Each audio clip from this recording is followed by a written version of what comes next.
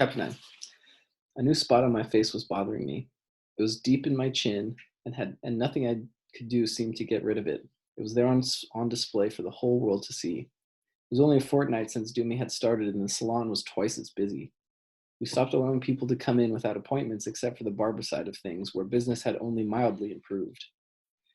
The books were full, and we worked longer hours. It was hard to do our styling when every 5 minutes the phone was ringing with yet another request for an appointment.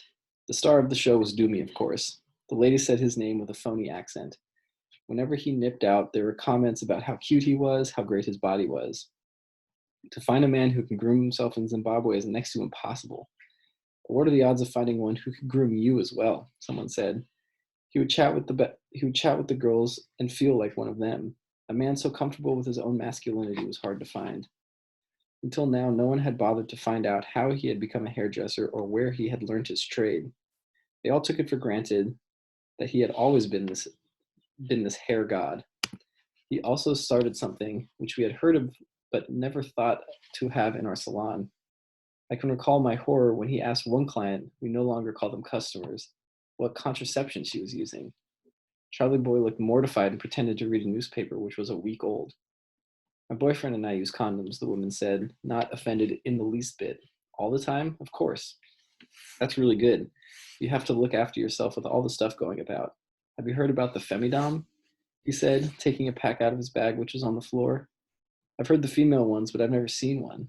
He pulled one out of its package and dangled the femidom. It was a wide rubber sheath with a large ring on one side and a smaller closed ring at the other end. He looked like a high school teacher, and no one felt the least embarrassed. His slender fingers stretched it out for all of us to see. It's very simple to use. You have to put it on before there's any contact between squeeze the small ring here like this and put it in your, the outer ring goes out over your opening to protect the sides from any nastiness. And then the thing goes in there and you're in business. It's just as simple as that. And there are instructions on the pack. The lady actually held it and played around with it. It was passed around for all our customers to see. Are you sure it won't get swallowed?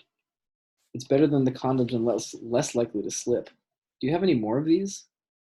I have some samples if anyone wants to try them out. We'll be getting a shipment next week, and after that, they'll go on sale.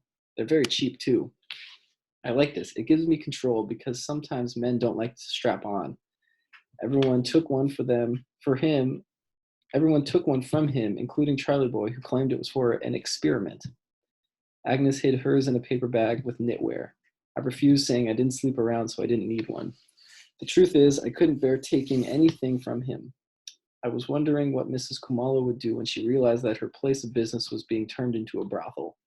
I didn't have to wait long for an answer. Mrs. Kumalo walked in, and there was a rush to hide the incriminating devices. The only person who didn't make it on time was Doomy, who was holding the rubber sheath high above his head. The whole room went silent.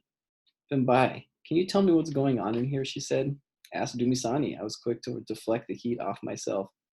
She stood arms akimbo, waiting for her explanation. I was so sure the charmer in Doomy did not stand a chance against the Catholic in Mrs. Kumalo. I'm showing the ladies some femidoms. I got them from an NGO, and we can sell them here in the shop. You should put some posters up so that our clients know that we're selling them. I don't know why no one else has thought about doing this. Very soon, all the salons will be copying us. Just you wait and see. I scratched my ears, unsure if I was hearing right. Everyone in the place giggled like one nervous choir. We didn't know that for a woman like Mrs. Kumalo, it was a simple calculation. Make a little extra on the condoms, and if her customers lived longer, then they could keep coming in and putting money in her till. The golden boy could do no wrong. There were 2 brown envelopes on the table when I got home. I knew exactly what they were. Chiwoniso tugged at my sleeve. Mummy's busy. Go and play with Sisi Made. She tugged at my sleeve again with more vigor. My hand moved of its own accord. The next thing I remember was my child on the floor bawling. Made came in and picked her up. She held Chiwoniso close to her chest. I waved her away with my hand. It was the first time I'd ever laid hands on my baby. Her subdued cries tore my heart apart. The city council wanted its rates paid, and Zeza had sent me a final notice before my electricity supply would be cut off. If it had not been for the cash Robert had left me, I would not have made it this far. That was spent, and it would take my entire salary to keep this place without leaving anything for Chiwoniso's school fees. Why was her father being such an idiot? I love my daughter, but there are times when I look at her face and become angry seeing just how much of her father is in it. When I became pregnant, he changed like a light that's been flicked off. You weren't even a virgin when I first fucked you. How do you know it's mine? He knew very well that why I wasn't a virgin, and to use this in such a callous way really cut me. There's a proverb that tells how tender men are when they're courting, but once they get what they want, they change entirely. I hadn't expected this of Philip. He was different. He said he loved me. He said he would leave his wife for me. I was too young to know that there was nothing new in such lies.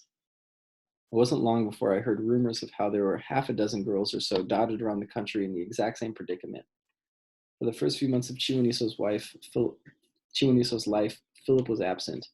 Then one day he sent a driver to my home with some money and nappies. He even called later that day to find out how the baby was. It gave me the slightest glimmer of hope, but it was foolish hope. I didn't see him at all for the next 5 years, but I was grateful for the envelopes of money when they came. It paid for my daughter's school, clothing, food, medicine, and then one day he just showed up at my gate. It was just after I'd moved into Eastlay. He staggered out of the car holding a beer bottle, the contents of which were spilling everywhere. I want to see my daughter, his words slurred. Philip, what's wrong with you? She's asleep. Come back tomorrow, I said, irritated. He pinned me to the door and tried to kiss me. I said no and told him that he was drunk. I don't care, you bitch. I pay you my money every month so that you can live in a nice house and wear fine clothes. You are my bitch and I can have you anytime I want. He tried again, but he was so drunk I overpowered him and pushed him out of the house. He shouted obscenities and smashed the living room window before he drove off in a drunken stupor. The payments stopped soon after that. There are people who told me to take him to court to get a maintenance order, but I was too proud.